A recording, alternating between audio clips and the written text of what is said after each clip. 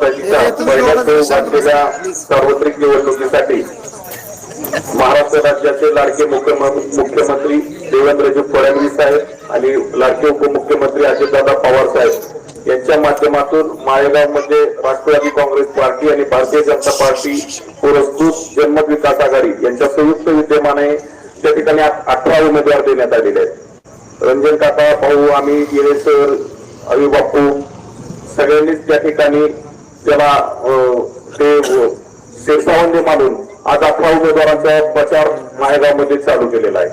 आपल्या नगरपंचायतीचे पहिले नगराध्यक्षाचे मानकरी ठरलेले सुयोग सातपुते हे आपल्या शेजारच्याच प्रभागातले राहणारे असून ते एमबी झालेले आहेत, उच्च शिक्षित आहेत, तरुण आहेत। त्याच पद्धतीनं आपल्या प्रभागातून महिला आरक्षण असल्याने ऍडव्होकेट